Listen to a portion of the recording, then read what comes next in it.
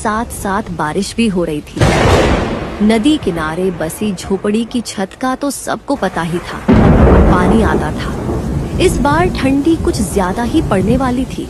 गांव के चौपाल पर लोग बोल रहे थे कि इस बार सर्दी के साथ साथ भयंकर बारिश भी होने वाली थी। सुनिए अम्मा, सर्दियाँ शुरू हो गई हैं और इस बार तो सर्दी के साथ साथ बारिश भी हो रही है। नदी किनारे बसी हमारी झोपड़ी की छत का तो आप जानते ही हैं ना, पानी आता है। हाँ बेटी, इस बार ठंडी कुछ ज्यादा ही पड़ने वाली है। गांव के चौपाल पर लोग बोल रहे थे कि इस बार सर्दी के साथ साथ भयंकर बारिश भी होने वाली है। अम्मा, ऐसा हुआ तो हमारा क्या होगा? छत के साथ साथ घर की खिड़कियां भी टूटी हुई हैं। ठंडी हवा सीधी अंदर आती है और नदी का पानी भी तो बढ़ जाता है बारिश में। आप कुछ कीजिए ना। बेटी मीना, मैं बूढ़ी औरत क्या कर सकती हूँ? तू ही तो है जो कुछ कमा कर लाती है। जा, मालिक के पास जाकर देख, वे अगर कुछ मदद करेंगे तो हम घर की छत और खिड़कियां ठीक करवा लेंगे। मीना अपने मालिक के पास गई और उनसे बोली, मालिक, ठंडी का मौसम आ चुका है। कल तो हल्की हल्की बूंदाबांदी भी हो रही थी और मेरे घर की छत और खिड़कियां टूटी हैं। घर में पानी और हवा आती है और हमारा घर तो नदी किनारे है। अगर बारिश ज्यादा हुई तो पानी घर तक आ जाएगा। अगर मैंने जल्दी से छत ठीक नहीं करवाई तो ठंडी में मेरी बूढ़ी अम्मा और छोटे भाई राजू को बहुत दिक्कत हो जाएगी। मीना की बातें सुनकर मालिक ने हुक्का एक तरफ रखते हुए कहा, अरे मीना, तो उसमें मैं क्या कर सकता हूँ? आप मुझे थोड़े बहुत पैसे उधार दे देते तो मैं अपनी झोपड़ी की मरम्मत करवा लेती। मैं दिन रात मजदूरी करके आपका उधार चुका दूंगी। अरे, तने अभी तो इतना काम भी ना करया जो मैं तने उधार दे सकूं। अभी मेरे पास पैसे खोनिया। सर्दी की वजह से सारा धंधा चौपट हो रिया है। और सुन मेरी बात, काल से काम पर मत आइए। मने तेरे बर्गे मजदूर की जरूरत कोन्या। अरे मालिक, मैं तो मदद की उम्मीद से आपके पास आई थी, लेकिन आप तो उल्टा मुझसे मेरा ही रोजगार छीन रहे हो। ऐसा मत करो मालिक, मत करो। मेरी अम्मा बूढ़ी है, छोटा भाई है, मैं कहाँ जाऊंगी? मैं क्या खिलाऊंगी उन्हें? मीना के इतनी मिन्नतें करने के बाद भी उसका मालिक मणिराम उसकी एक नहीं सुनता है और बेचारी मीना वहां से दुखी मन से वापस चली आती है। मीना दिन भर जगह जगह काम ढूंढती रही, लेकिन उसे कहीं भी काम नहीं मिला। सुबह से रात हो गई। अम्मा को बोलकर आई थी कि छत का इंतजाम कर दूंगी, पर यहाँ तो नौकरी भी चली गई। घर ठीक होना तो छोड़ो, खाने तक का इंतजाम नहीं कर पाई। मीना एक छोटी सी चाय की दुकान के बाहर बैठी यह सब सोच ही रही थी कि तभी आसमान में काले बादल छा जाते हैं और जोर जोर से बिजली खड़कने लगती है। हे उपरबेल, लगता है बारिश होने वाली है।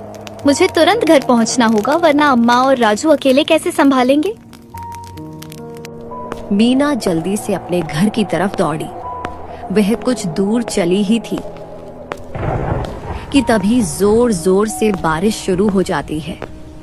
हे ऊपर वाले, ये कैसी परीक्षा ले रहे हो? पहले क्या आपको हमारे दुख कम लग रहे थे जो ऊपर से यह बेमौसम की बारिश और शुरू कर दी?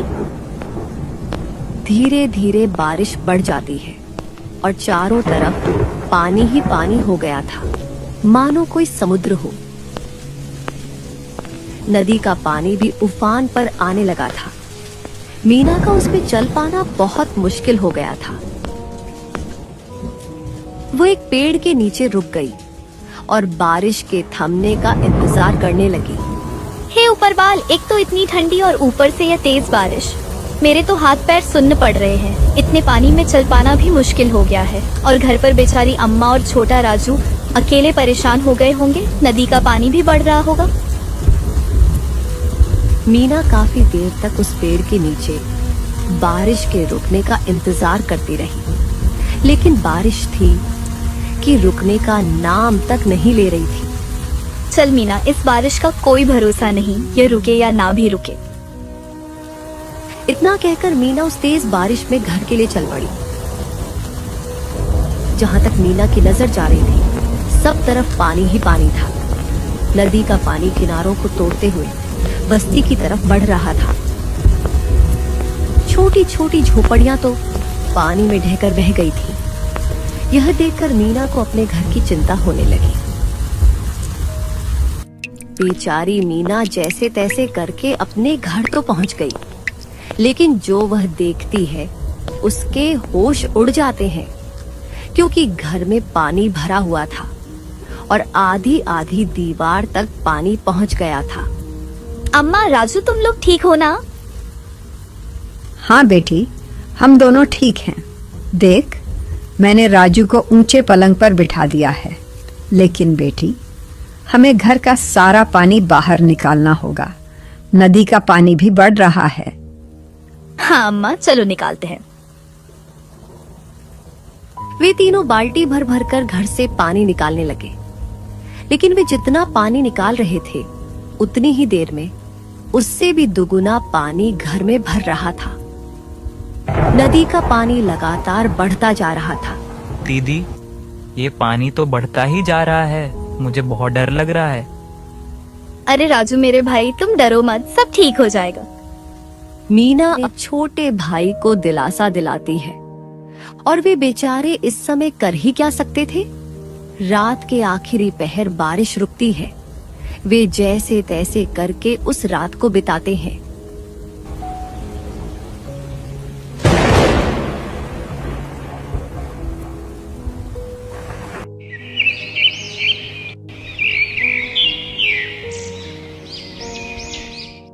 अगली सुबह मीना कुछ लकड़ियां और खाने पीने का इंतजाम करती है, क्योंकि रात वाली बारिश में उनके राशन का सारा सामान बह गया था।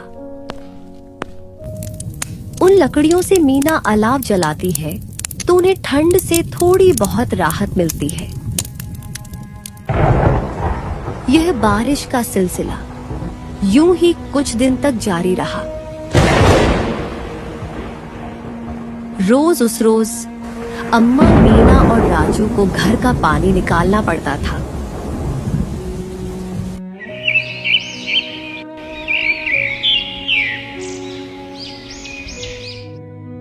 एक दिन वे सब घर के बाहर खड़े थे।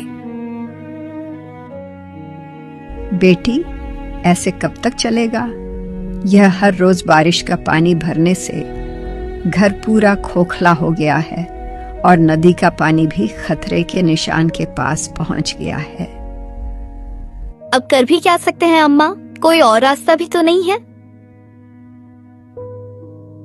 वे आपस में बातें कर ही रहे थे कि तभी अचानक से जोर का तूफान आया और बारिश शुरू हो गई। देखते ही देखते मीना का सारा घर बारिश और नदी के पानी में पूरी तरह ढह गया।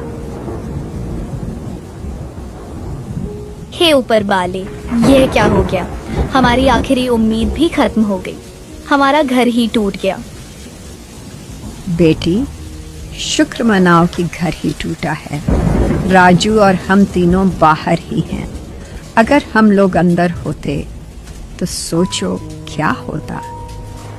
हाँ अम्मा, आप ठीक कह रही हो। भगवान का लाख लाख शुक्र है कि कुछ अनहोनी नहीं हुई। पर अब ऐसे में हम राजू को लेकर कहाँ जाएंगे? इतनी ठंड और बारिश में भीगकर हम सब बीमार हो जाएंगे। बेटी, अभी तो आज रात सर छुपाने की जगह मिल जाए, वही काफी है। कल का कल देखेंगे। हाँ अम्मा, वह हमारे पड़ोसी है ना, चाची और चाचा, उन्हीं के यहाँ चलते हैं। हाँ बेटी, तुम सही कह रही हो। वे हमारी मदद जरूर करेंगे। पड़ोसी किस काम आएंगे। आओ। वे तीनों राजू को लेकर पड़ोसी के घर की तरफ उस तेज बारिश में चले और दरवाजा खटखटाया।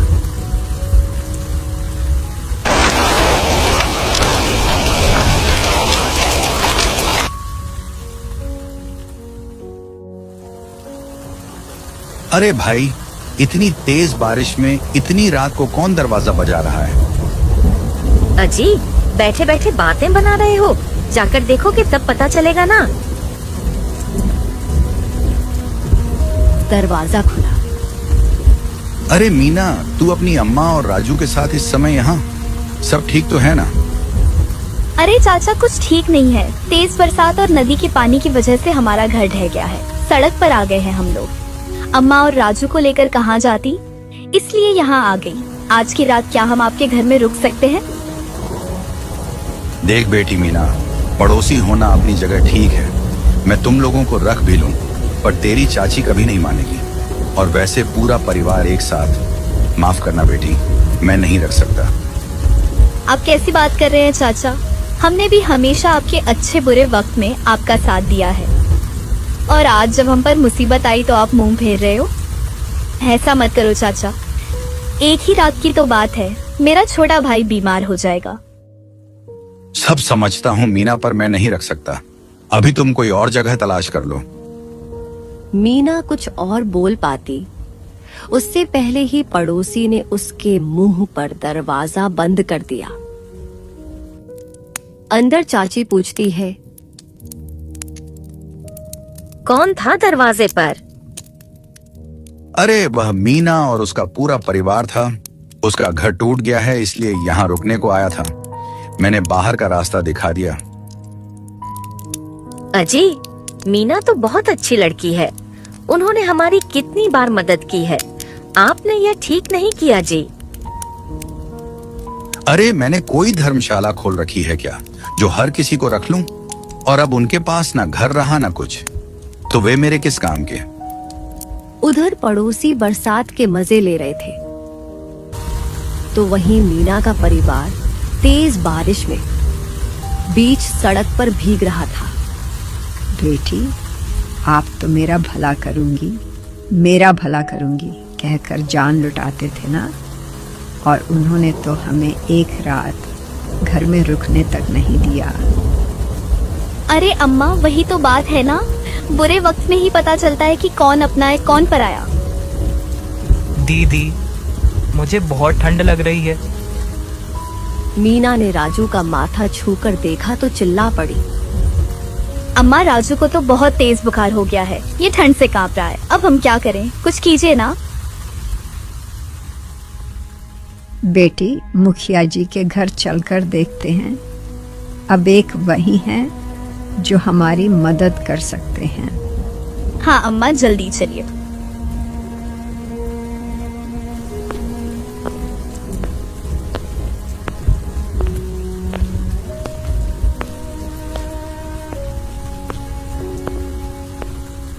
वे तीनों जैसे तैसे मुखिया के घर पहुंचे।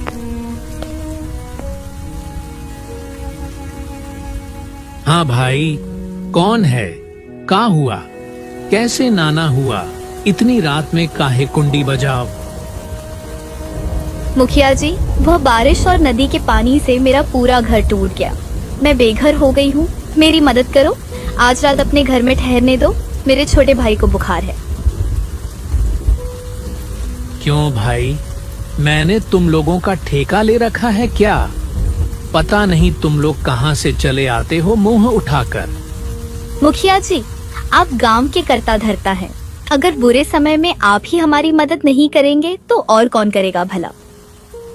अरे मुखिया हूँ तो क्या हुआ? मेरी हवेली कोई धर्मशाला थोड़ी है। अब तू यहाँ से चुपचाप जा रहा है या नौकरों से धक्के मारकर निकल आऊं? मुखिया ने उनकी एक भी नहीं सुनी और उन्हें धक्के मारकर हवेली से निकलवा दिया।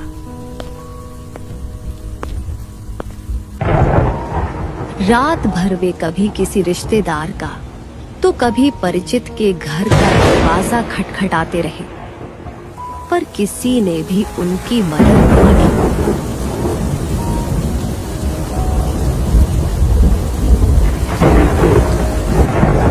थक हार कर वे बेचारे एक बड़े पेड़ के नीचे बैठ गए।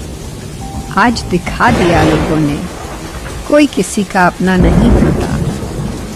अम्मा, आप हिम्मत मत हारिए। ऊपर वाला सब देख रहा है, वो हमारी जरूर मदद करेगा। एक दिन हमारे भी जरूर दिन बदलेंगे, और जिन्होंने आज हमें आंखें दिखाई है ना, भगवान उनकी आंखें एक दिन जरूर झुकाएंगे।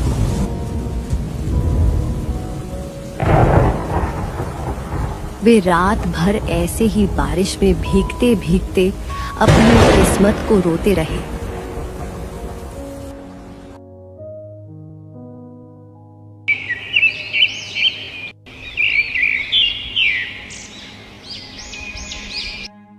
अम्मा साहब यहीं पेड़ के नीचे राजू के साथ रहिए। मैं कुछ खाने पीने का इंतजाम और राजू की दवाई लेकर आती हूँ। अच्छा बेटी, ठीक है, पर जल्दी आना। शाम होने से पहले मीना अलाव जलाने के लिए लकड़ी, खाने पीने का सामान और राजू की दवाई का इंतजाम करके आ गई।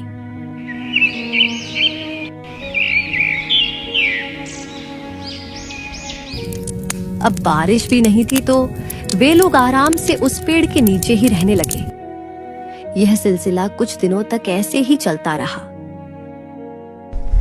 मीना दिन भर मजदूरी करने जाती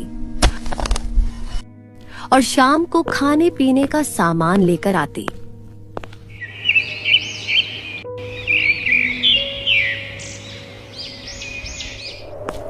एक सुबह मीना का पुराना मालिक मणिराम वहां से गुजरा। अरे बेटी, तेरे इतने बुरे दिन आ गए जो इतनी ठंडी में ऐसे पेड़ के नीचे रहना पड़ रहा है। थू थू थू, मुझे देखकर बड़ा अफसोस हुआ। बस मालिक, वक्त वक्त की बात है। आज आपका समय है, आप हम पर हंस लो। कभी ऊपर वाला हमारा भी समय लाएगा। अरे सड़क पर आ गई हो, फिर भी इतना घमंड? ऐसा क्या हाथ लग गया तुम्हारे? चलो कोई ना, तुम ऐसे में ही खुश रहो। मणिराम मजाक बनाकर चला गया, जिससे मीना और अम्मा की आंखों में आंसू आ गए।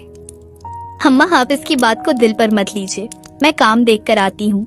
आप खुद का और राजू का ख्याल रखिएगा।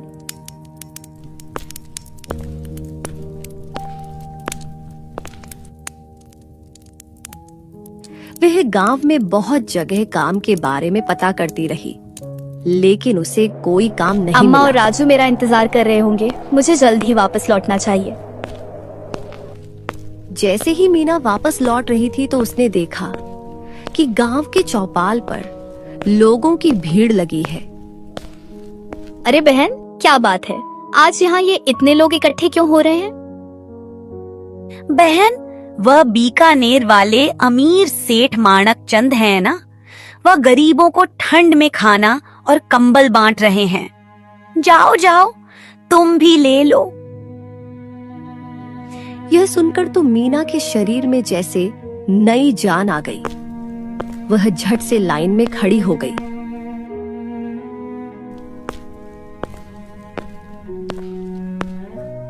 और सेठ माणक चंद से भोजन का पैकेट और कंबल लेकर वह फूली नहीं समाई। ऊपर वाले आपका भला करे सेठ जी, आपने गरीब की मदद की। उस दिन मीना की खुशी का ठिकाना नहीं था।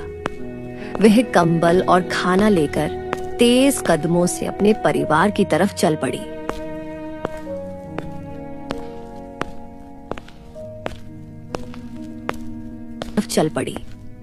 वह ऊपर बल का धन्यवाद करते हुए जा रही थी। अम्मा, आ गई मैं। देखिए क्या लाई हूँ। अरे बेटी, आ गई तू। और यह नया कंबल और खाना कहाँ से ले आई आज? अरे अम्मा, वह बीकानेर वाले अमीर सेठ माणक चंद है ना, वे गांव में जरूरतमंदों को कंबल और खाने का सामान बांट रहे थे, तो मैंने भी वहाँ से ले लिया। हाँ दीदी, सही किया आपने। अब हम सबको भी ठंड नहीं लगेगी। हाँ राजू, बिल्कुल सही कह रहा है तू। अब इस कंबल से हम सबको कुछ तो राहत मिलेगी। मीना और अम्मा आपस में यह सब बातें कर ही रही थीं कि तभी उनके पास एक बूढ़ी औरत आई। उसके कपड़े फटे पुराने थे और चेहरे पर झुर्रियां थीं। अरे बेटी, मैं 2 दिन से भूखी हूँ। मैंने कुछ नहीं खाया है, कुछ खाने को मिलेगा? मीना ने उस बूढ़ी औरत को देखा तो उसे अपनी अम्मा की याद आ गई। हाँ हाँ, क्यों नहीं माए, आओ बैठो। मीना को जो सेठ से थोड़ा बहुत खाना मिला था, वह अपनी और अपने परिवार की परवाह के बिना उस बूढ़ी औरत को देने लगी। अरे बेटी, ये तो तुम्हारा खाना है, तुम लोग क्या खाओगे? कोई बात नहीं माई, हम कुछ और इंतजाम कर लेंगे, आप खाओ। बेटी, तुम्हारा बहुत बहुत शुक्रिया जो तुमने इस सर्दी में इस गरीब को खाना दिया, वरना आजकल ऐसा कोई नहीं करता। लेकिन बेटी, मुझे यह बताओ, तुम सभी इतनी ठंडी में यहाँ सड़क किनारे क्या कर रहे हो? मीना ने उस बूढ़ी औरत को अपने साथ जो जो हुआ वह सारी बातें बताईं। अरे बेटी, तुम्हारे साथ तो बहुत बुरा हुआ, माफ करना, मैंने तो तुम्हारा सारा खाना भी खा लिया। अब इतनी ठंडी में तुम लोग क्या खाओगे? अरे माई जी, कोई बात नहीं, मदद करना तो हमारा कर्तव्य है। अरे बेटी, मैंने आज तक तुम जैसी निस्वार्थी इंसान नहीं देखी। तुमने अपनी और अपने परिवार की परवाह किए बिना मुझे भोजन दिया। मेरे पास तुमको देने के लिए ज्यादा कुछ तो नहीं है। इतना कहकर वह बूढ़ी औरत अपनी झोली में से एक पोटली निकालकर मीना को देते हुए बोली, बेटी, तुम दिल की बहुत अच्छी हो। यह लो, मेरी तरफ से एक छोटी सी भेंट, और इस गरीब का तुम्हें आशीर्वाद है। तुम जिस चीज को भी छू लोगी वह लोहे से भी मजबूत हो जाएगी। इतना कहकर वह बूढ़ी औरत वहां से चली गई। क्या लगता है अम्मा, क्या हो सकता है इस पोटली में? अरे बेटी, वो बूढ़ी माई तो बहुत ही गरीब लग रही थी देखने में। वह भला हमें क्या ही दे सकती है, खोलकर देखते हैं तभी पता चलेगा। फिर मीना और अम्मा ने उस पोटली को खोलकर देखा तो उसमें बहुत सारे सोने के सिक्के थे। मीना और अम्मा की खुशी का तो कोई ठिकाना नहीं था। अरे बाप रे, इतने सारे सोने के सिक्के! हाँ अम्मा, मुझे तो लगता है वह बूढ़ी माई कोई साधारण इंसान नहीं थी। हाँ बेटी, सही कहा तुमने। लगता है ऊपर बेल ने हमारी सुन ली। छोटा राजू भी खुशी से उछल पड़ा। दीदी, अब हम फिर से अपना घर बना सकते हैं ना? हाँ मेरे राजू, अब हम एक अच्छा घर बनाएंगे। अब उनके दुख के दिन समाप्त होने वाले थे।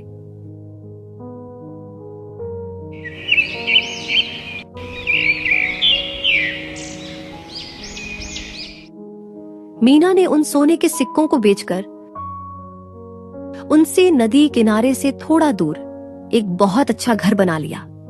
अब उनके पास ठंड और बारिश से बचने के लिए एक अच्छा घर था।